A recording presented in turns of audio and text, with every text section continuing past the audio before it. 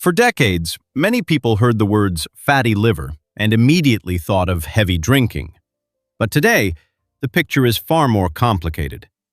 Fat can accumulate in the liver even in people who drink little or no alcohol, especially when excess weight, insulin resistance, type 2 diabetes, and poor diet quality enter the equation. Think of the liver as a busy metabolic processing center. It helps manage nutrients, store and release energy, and process substances circulating through the body. When more energy repeatedly arrives than the body needs, especially alongside metabolic dysfunction, fat can begin building up inside liver cells. Over time, some people may develop inflammation and progressive liver damage, although this does not happen to everyone. That is why modern fatty liver disease is not simply a story about alcohol. To understand what may protect the liver, we first need to examine what is quietly driving that fat accumulation. Once fat begins accumulating in the liver, three factors deserve a closer look: alcohol, fructose, and insulin. Alcohol is processed largely by the liver, and heavy or prolonged intake can directly promote liver injury. Fructose is more complicated. It occurs naturally in fruit, but large amounts from added sugars and sugar-sweetened drinks can deliver a concentrated metabolic load and may encourage the liver to make and store more fat, especially when calorie intake is already excessive. Then, insulin enters the picture. Insulin is essential for controlling blood sugar, but chronically elevated levels often accompany insulin resistance, a condition strongly linked with fatty liver. Imagine a warehouse already struggling with too much incoming inventory. Continuing to send in more fuel makes clearing the backlog harder. Yet none of these factors acts alone. The real question is, which everyday foods are most likely to keep this cycle going? And sugar is the logical place to look next. Sugar is where the story becomes especially important. Added sugars in soda, sweet tea, candy, desserts, and many packaged foods can deliver large amounts of sugar quickly, often without making us feel full. Fructose is part of that equation because the liver plays a major role in processing it, and high intakes, particularly from sugar-sweetened beverages and excess calories, have been associated with greater liver fat and metabolic problems. But this does not mean a piece of whole fruit should be treated like a can of soda. Whole fruit comes packaged with water, fiber, vitamins, and plant compounds, and current evidence generally supports including it in a balanced diet. Quantity and form matter. Drinking several servings of juice or consuming very large amounts of concentrated sugars is different from eating an apple or a handful of berries. So, rather than fearing every gram of fructose, the practical first step is simpler. Cut back on added sugars and sugary drinks. But sugar is only part of the metabolic picture. Next, we need to examine what happens when starch enters the bloodstream as glucose. That brings us to starch, another source of confusion in the fatty liver debate. Foods such as bread, rice, potatoes, oats, and other grains contain carbohydrates that are broken down into glucose, which naturally raises blood sugar and signals the pancreas to release insulin. But that does not mean all starches affect the body equally, or that people with fatty liver must eliminate whole grains.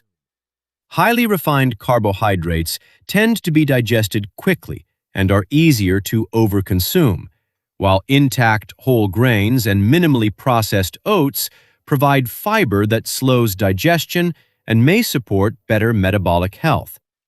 Current evidence does not justify treating oatmeal or whole grains as inherently harmful to the liver. The bigger picture includes portion size, total calorie intake, food quality, weight, and insulin sensitivity.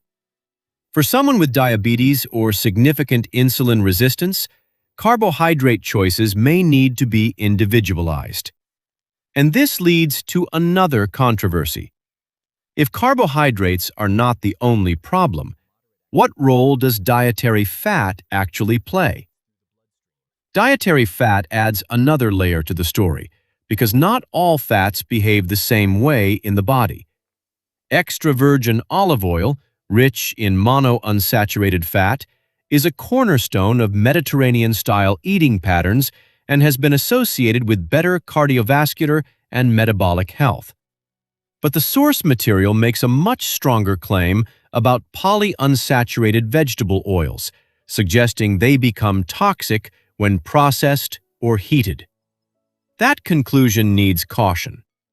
Current human evidence does not support labeling all vegetable or seed oils as toxic, and replacing some saturated fat with unsaturated fat can benefit cardiovascular risk. Still, repeatedly overheating cooking oil and frequently eating deep-fried, ultra-processed foods is a different issue and is worth limiting. For someone with fatty liver, the practical lesson is not to fear one category of fat, but to focus on overall food quality, portions, and minimally processed sources. And that raises an even bigger question. Can any single superfood actually repair a fatty liver? This brings us to perhaps the most important lesson. There is no single superfood that can erase fatty liver. Eggs, fish, vegetables, nuts, olive oil, or coffee may fit into a healthy eating pattern, but none can cancel out a lifestyle that continually delivers excess calories, sugary drinks, heavy alcohol intake, or ongoing weight gain. Think of a leaking roof. Placing a bucket under the leak may help manage the water, but it does not repair the hole. Fatty liver works in a similar way. Research consistently points toward the bigger picture.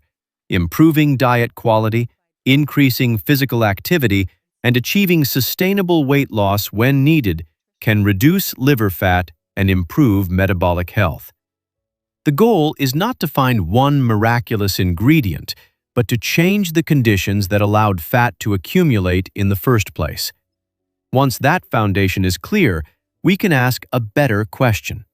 Which foods may actually support that healthier pattern? Once we stop searching for a miracle food, several everyday choices become easier to judge. Coffee is a good example.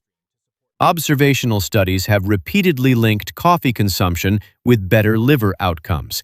But that does not make coffee a treatment for fatty liver, and adding large amounts of sugar can undermine the benefit of the beverage choice.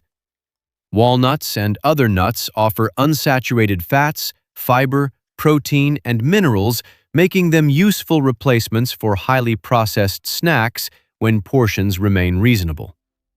Beans deserve a more balanced view than the source suggests. Although they contain carbohydrates, they also provide fiber and plant protein, and current evidence does not show that people with insulin resistance must routinely avoid them. Soy foods can also fit into a healthy diet unless an individual has an allergy or another specific reason to restrict them. The key is substitution, not magic. What these foods replace may matter as much as the foods themselves. And two other food groups bring us even closer to that principle: omega-3 rich foods and vegetables. That brings us to two food groups that may support the larger strategy: omega-3 rich foods and cruciferous vegetables. Fatty fish, such as salmon, sardines, and trout, provide EPA and DHA, omega-3 fats studied for their effects on triglycerides and inflammation. Some clinical research suggests omega-3s may also reduce liver fat in certain people with fatty liver, although they should not be viewed as a cure. Then consider broccoli, cabbage, cauliflower, kale, and Brussels sprouts. These vegetables provide fiber, vitamins, and plant compounds that participate in the body's normal metabolic and antioxidant systems. Rather than detoxing the liver in a magical sense, they can contribute to an overall nutrient-dense diet that supports metabolic health. The strongest lesson is still about the whole eating pattern, not one molecule or vegetable. But this raises another controversial question. Where do nutrient-rich animal foods, especially meat, fit into the picture? Meat is where the debate becomes more complicated. The source ranks it near the top because beef and other meats provide high-quality protein, iron, vitamin B12, zinc, and essential amino acids. These nutrients can be especially valuable as we age, when maintaining muscle becomes increasingly important. But calling all concerns about saturated fat and red meat misguided would go beyond what current evidence supports. For someone with fatty liver, the type of meat, portion size, cooking method, and overall diet all matter. Fish, poultry, and lean, unprocessed meats can provide protein without relying heavily on processed meats such as bacon, sausage, and deli meat, which are better limited. Saturated fat also deserves moderation, particularly for people with elevated LDL cholesterol or cardiovascular risk. So meat does not need to be feared, nor should it be treated as medicine for the liver. It is one piece of a much larger dietary pattern. And that brings us to the food the original source places at number 1, eggs. Finally, we arrive at the food the original source places at number 1, eggs.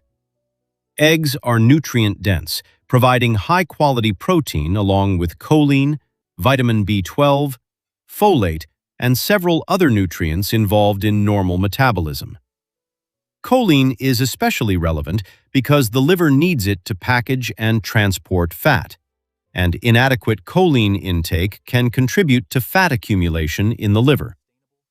But that does not mean eating more eggs will automatically remove existing liver fat.